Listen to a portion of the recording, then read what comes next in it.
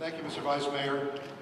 Before I introduce our master of ceremonies for tonight's evening, I first want to thank our joint museums, the USS Hornet and the Jimmy Doolittle Air and Space Museum. This was truly a joint adventure between our two museums, and a lot of people put a tremendous amount of effort into making this event happen tonight. And on behalf of our museum, I'm sure the Jimmy Doolittle Air and Space Museum, we want to thank you because it was a job well done.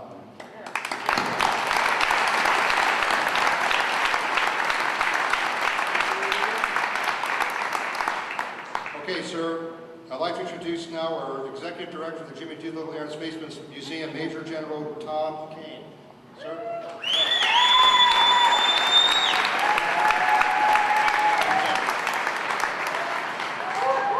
So good evening, ladies and gentlemen.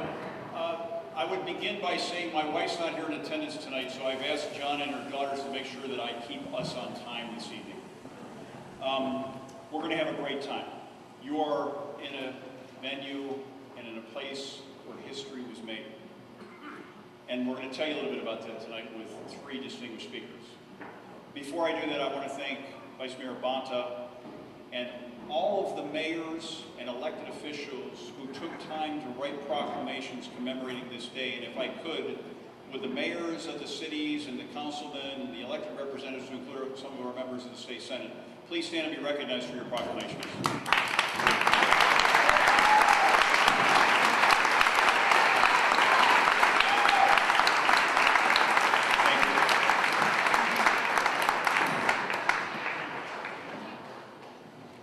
I want to begin by thanking the USS Hornet Board of Trustees led by John Stanley. This museum is self-sustaining. It is a business model under the U.S. Navy Museum Plan that makes money to not only sustain itself, but to preserve our history and heritage. That is the vision of the Jimmy Doolittle Air and Space Museum, and they represent a model which we will follow. So to the Board of Trustees of the USS Hornet, God bless you and thank you for your leadership.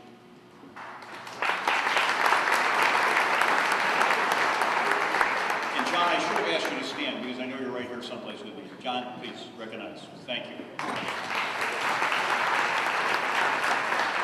I'd like to ask Phil Lancaster, the President of the Board of Directors of the Jimmy Doolittle Air and Space Museum, to stand and be recognized for the great effort that he and his team of Board of Directors have done to help start a new journey for a new museum that will adequately represent the great spirit and patriotism of Jimmy Doolittle. Phil, would you stand, please?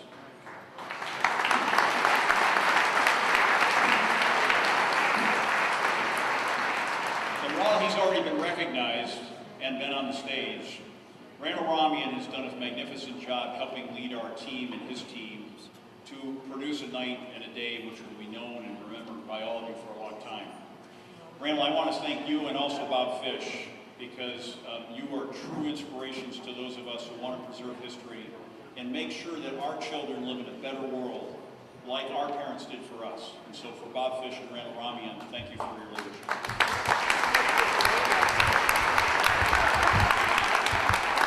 Now tonight is made possible because we have a very unique collection of historic and heroic and patriotic people. I'll begin by the table in the front, representing the Doolittle family, the historian, keeper of the history and the heritage, Miss Jonna Doolittle Hoppus and her family. Jonna, would you please stand? Girls, you can stand too.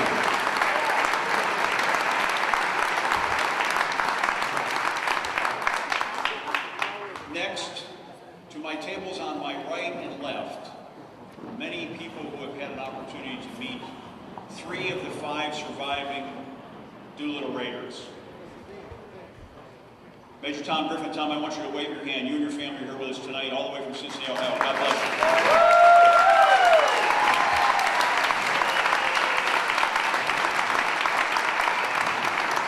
Mr. Ed Saylor and his daughter, and Mr. Dave Thatcher and his daughter are here from Seattle, Washington, and Missoula, Montana. Just raise your hand, guys. That's great. Thank you.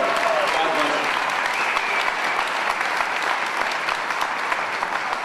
Mr. Nowatzki's here. Will Mr. Nowatzki raise your hand? Thank you. God bless the USS Hornet.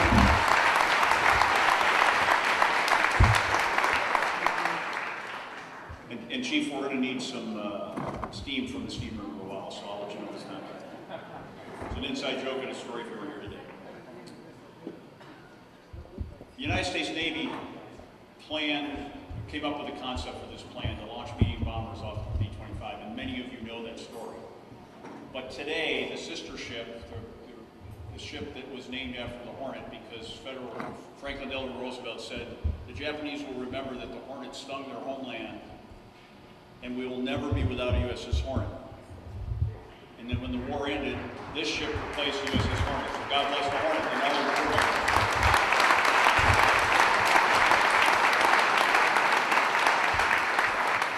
And finally, a part of the story that's not told and not very well known in the United States is the great effort of the Chinese people.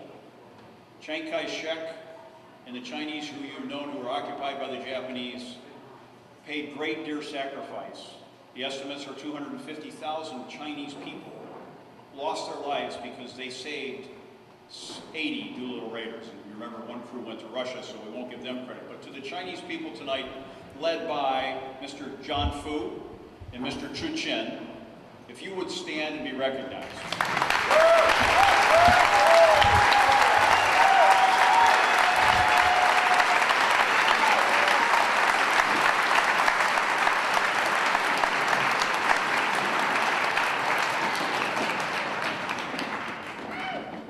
I will commit you to your programs which are at your tables. In the inside of the back cover are a list of all the people who took part and sponsored the tables that we're sitting at tonight, to include the two presidential sponsors who are on the back cover. Will all the sponsors please stand and be recognized for your contributions to tonight's affair? Just the main men and women. Thank you all.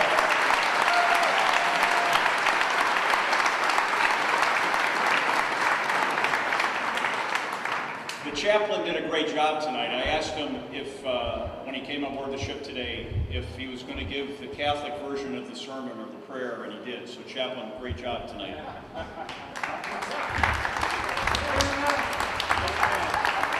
Tonight, ladies and gentlemen, you are on Pier 3. 70 years and 1 month ago, on Pier 3, Pier 2, 16 B-25s were hoisted aboard the USS Hornet CV-8 and set a course for history. Jimmy Doolittle, the son of Alameda, as we've already learned, took 16 crews and some extras, probably 25 crews worth of young men who volunteered for a secret mission to go make a difference in our world. Because as you all know, and some of you remember, America was on its heels. The Germans had taken over most of Europe. The Japanese had secured most of the Pacific and its resources. The message needed to be sent. Pearl Harbor was a day that will live in infamy. And the truth of the matter is 80 brave men on 16 B-25s left on what was going to be a suicide mission, except that they were led by a leader who they all trusted. And to you brave men who represent all of the crew members that flew in that mission, and John, and to you and for your granddad, this nation will never forget and will always be indebted. And we always will remember that freedom is not free. So to you all, in the historic events that happened on these piers 70 years and 1 month ago, we will forever remember.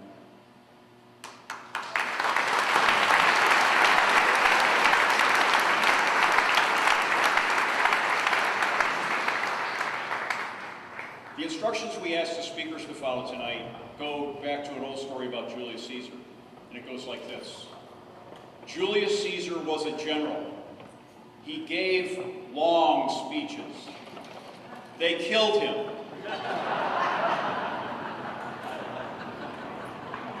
Tonight is my great honor to start the story with that of the USS Navy, the U.S. Navy, our great U.S. Navy, that protects our seas and our interests around the globe.